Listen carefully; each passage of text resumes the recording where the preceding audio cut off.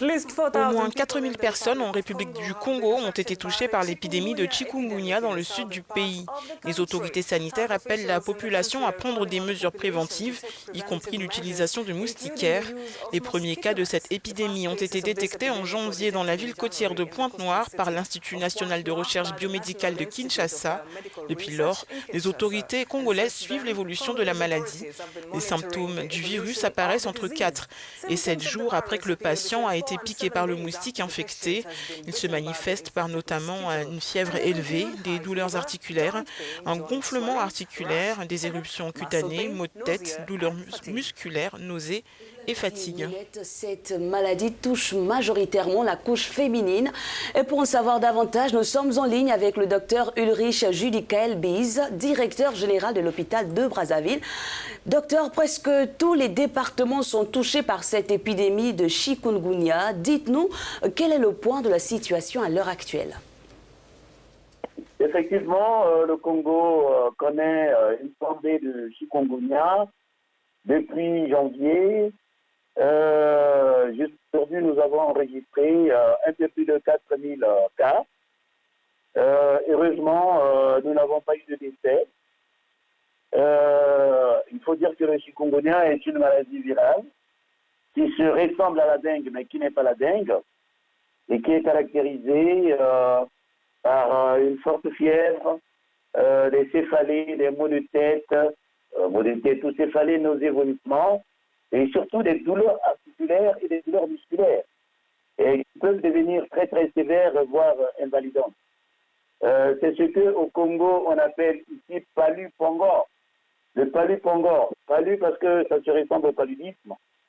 Et puis pongor parce qu'à un moment donné, ça casse le corps, entre guillemets, ça casse le corps et on a du mal à se mettre debout, on a du mal à marcher.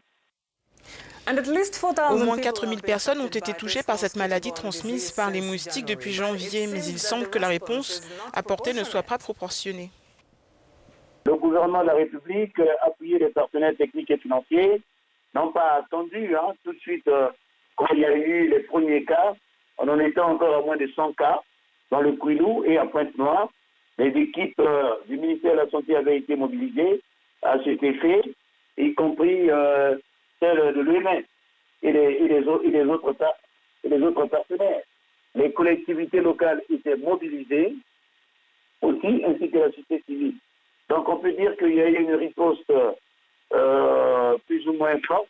Au moment où je vous parle, il y a des équipes du ministère de la Santé déployées au niveau des départements ou des districts sanitaires touchés.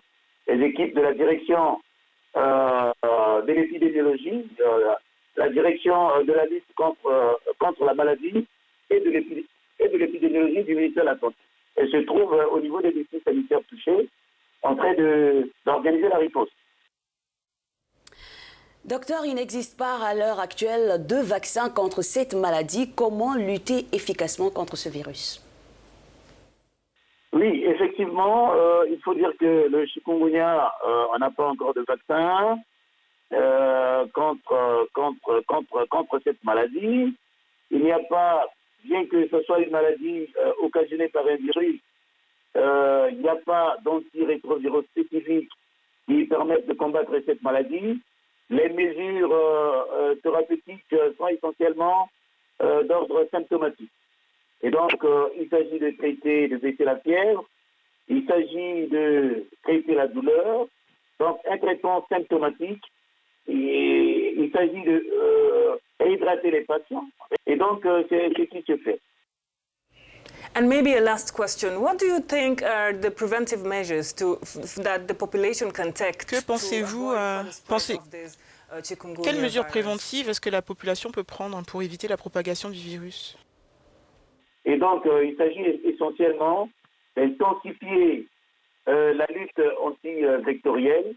Il faut expliquer aux populations qu'ils doivent lutter contre les gîtes larvaires, ils doivent désherber autour d'eux et avoir un environnement complètement assaini.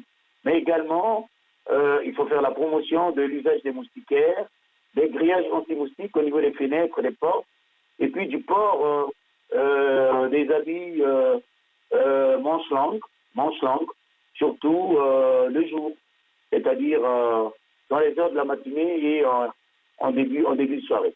Parce que le moustique, qui est responsable de la transmission du chikungunya, à différence de celui qui provoque le paludisme, pique plutôt le jour, ne pique pas la nuit. Et donc il s'agit d'expliquer toutes ces choses-là à la population et nous pensons que c'est ce que nous sommes en train de faire aujourd'hui de manière intensive. Et donc il faut bien que les populations adhèrent